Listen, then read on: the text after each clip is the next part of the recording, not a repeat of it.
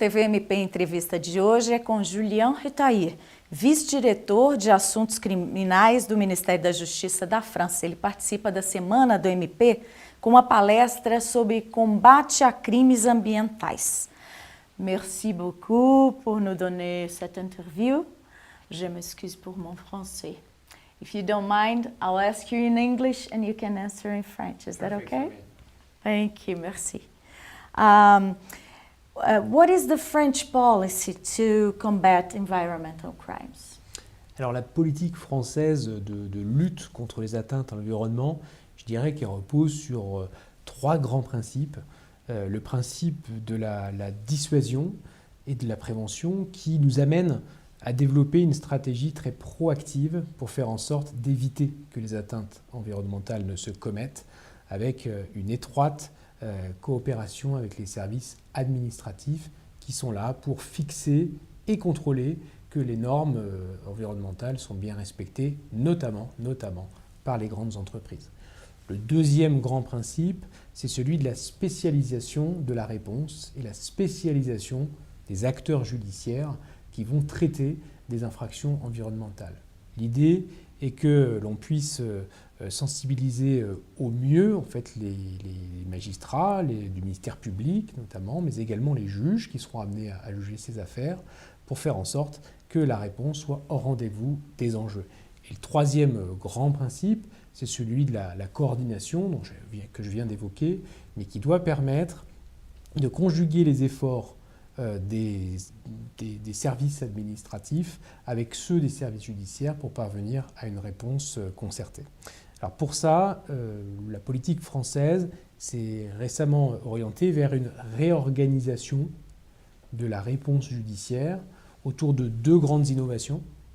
La première, c'est le fait de créer des pôles régionaux environnementaux qui couvrent tout le territoire français, qui doivent faire une photographie la plus précise possible des atteintes environnementales qui existent sur le territoire, qui sont différentes par exemple au bord de la Méditerranée, qui sont différentes dans les Alpes françaises, qui sont différentes en milieu urbain où il y a une très grande problématique de gestion des déchets, par exemple de la façade atlantique, où il peut y avoir des pollutions marines qui accompagnent le trafic maritime. Et donc ces pôles sont chargés de donner une réponse en fait à ces atteintes environnementales. La deuxième innovation, c'est le fait de recourir, lorsque l'on peut, à la justice transactionnelle, le fait de pouvoir conclure une convention avec une société qui, par exemple, a commis des atteintes graves en fait, à l'environnement, à qui on proposera non seulement une amende à la hauteur des enjeux, proportionnelle aux avantages qu'elle a tirés des manquements qui ont été constatés, mais également qui pourrait aller jusqu'à l'obliger à réparer l'atteinte environnementale et qui peut l'obliger également à s'inscrire dans un programme de mise en conformité sur 3 ans avec des contrôles pour faire en sorte que les tragédies ou que les atteintes environnementales ne se reproduisent plus en revoyant en fait, les process en interne pour pouvoir éviter justement ce type de difficultés. What do you think about Brazilian policy and the public ministry here in resolution of crimes? Alors, le Brésil, historiquement, a une législation très, très forte, très avancée en matière environnementale. Pour plusieurs raisons. D'une part parce qu'elle est historiquement en proie à des phénomènes importants d'atteinte. On pense bien sûr à la forêt amazonienne et à toutes les déforestations qui créent des atteintes irréversibles à l'environnement. Mais on pense également à des tragédies qui ont malheureusement qu'a connu l'État de Minas Gerais et qui a amené les acteurs à réfléchir à la manière la plus pertinente pour répondre à ces actions. Quand je vous dis que le Brésil est très avancé sur ces innovations, je vous parlais tout à l'heure de la justice transactionnelle qu'on essaye de développer en France. Le Brésil connaît déjà cette possibilité de résolution à la main du ministère public qui peut passer des accords amiable avec les sociétés pour avoir une justice rapide, qui soit comprise et qui soit également préventive dans la manière dont elle peut parvenir. Alors évidemment, France comme Brésil, on a tous une trajectoire en fait à prendre d'évolution pour faire sortir ce contentieux environnemental de son statut de contentieux émergent. Il faut maintenant avoir vraiment une action qui soit très forte et beaucoup plus visible, que ce soit en France comme au Brésil, pour faire en sorte d'avoir vraiment une véritable publicité qui soit donnée à la force de la répression et à la force du coup de la dissuasion. Beyond these mining tragedies we have in our state, we have in the country some problems with illegal mining. France and Brazil have a mixed cooperation commission to supervise rivers and combat environmental crimes on the border between Brazil and French Guiana, especially in the region of Amazon, where illegal mining is one of the main threats. How does it work and what contributions has it brought? Là, c'est un point majeur puisque c'est un point de rencontre, l'orpaillage illégal entre la criminalité organisée et la criminalité environnementale.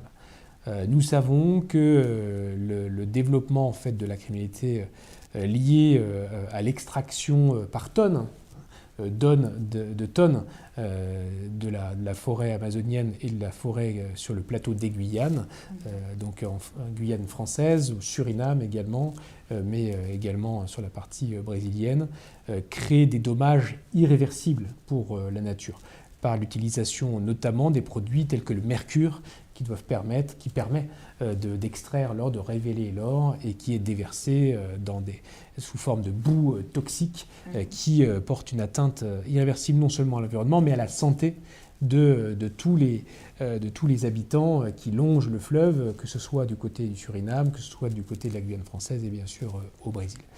Il est évident qu'au regard de la surface de la forêt, de l'immensité en fait, des frontières et surtout des législations qui sont différentes d'un État à un autre, qu'on doit avoir une action coordonnée pour parvenir à enrayer ce phénomène et pour parvenir à désarmer en quelque sorte les groupes criminels qui se livrent à ces extractions. Alors pour ça, il y a une action qui doit être menée, et c'est l'action que mène la France avec le Brésil, autour de la préservation des frontières, faire en sorte qu'éviter en fait, concrètement que les passages en fait, frontières à l'aller comme au retour puissent se faire.